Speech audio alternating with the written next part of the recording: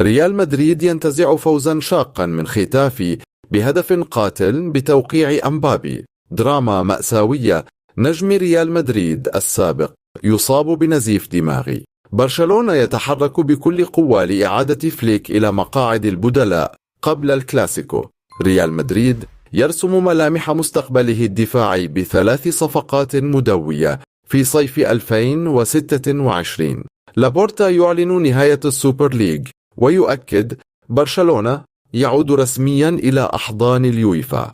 الكلاسيكو يشتعل مبكرا بين مدريد وبرشلونة على أرض الواقع وخارجها.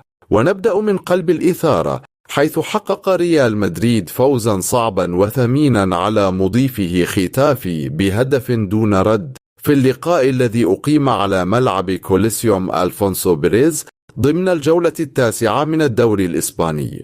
المعركة كانت شديدة الندية، فريال مدريد واجه خصما عنيدا، لكن الكلمة الأخيرة جاءت بأقدام النجم الفرنسي كيليان مبابي الذي حسم المواجهة في الدقيقة 80 بعد تمريرة سحرية من الموهوب أردا جولر. وبهذا الانتصار رفع الميرينجي رصيده إلى 24 نقطة في صدارة الترتيب، مبتعدا بفارق نقطتين عن برشلونة الوصيف، فيما تجمد رصيد ختافي عند 11 نقطة في المركز 12. مبابي كان الأخطر على الإطلاق، سدد أكثر من مرة، واجه الحارس، ارتطمت كراته بالقائم، لكنه في النهاية سجل هدفا من ذهب أعاد الابتسامة لأنصار الملكي قبل أن يختتم اللقاء بطردين من نصيب لاعبي ختافي سانشيز ونيوم لتزداد معاناة أصحاب الأرض. وننتقل إلى خبر آخر، مأساة تهز عالم كرة القدم، حيث تعرض الهولندي رويتسون درينثي اللاعب السابق لريال مدريد إلى نزيف دماغي خطير الجمعة الماضية، وهو يخضع حاليا للعلاج في أحد مستشفيات بلجيكا.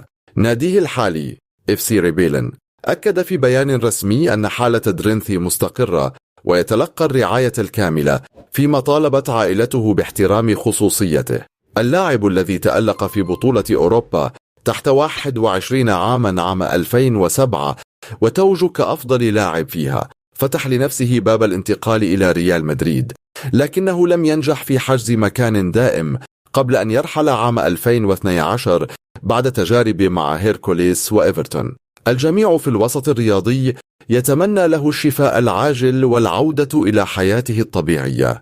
وننتقل إلى خبر آخر، برشلونة يسابق الزمن لإعادة مدربه هانس فليك إلى دكة البدلاء قبل الكلاسيكو المرتقب أمام ريال مدريد يوم 26 من أكتوبر الجاري. فليك تعرض للطرد في لقاء جيرونا بعد تصرف اعتبره الحكم غير لائق، ما تسبب في إيقافه لمباراة، لكن النادي الكتالوني قرر التقدم باحتجاج رسمي لإلغاء البطاقة الثانية أملا في تواجده في الكلاسيكو.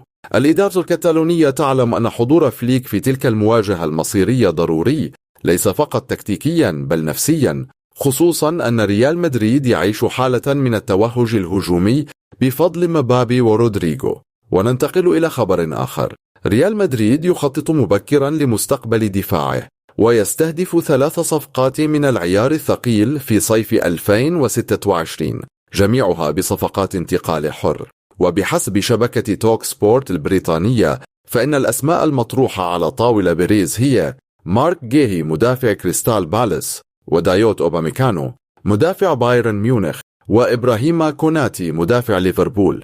النادي الملكي يدرس التعاقد مع 2 منهم لتعويض الرحيل المنتظر لثنائي روديغر وألبا اللذين تنتهي عقودهما نهاية الموسم الحالي دون نية للتجديد. خطوة توضح أن الإدارة تخطط للمستقبل بثقة وتريد خط دفاع صلب يواكب قوة الهجوم الجديد بقيادة مبابي وفينيسيوس. وننتقل إلى خبر آخر، خوان لابورتا رئيس برشلونة يفجر مفاجأة من العيار الثقيل بإعلانه نهاية مشروع السوبر ليج رسميا، مؤكدا أن النادي بدأ العودة التدريجية إلى أحضان الاتحاد الأوروبي لكرة القدم يويفا. لابورتا قال خلال الجمعية العمومية إن العلاقة مع اليويفا تشهد تحسنا واضحا، وإن النادي لاحظ ارتفاعا في الإيرادات بنسبة 20% بفضل النظام الجديد لدوري الأبطال.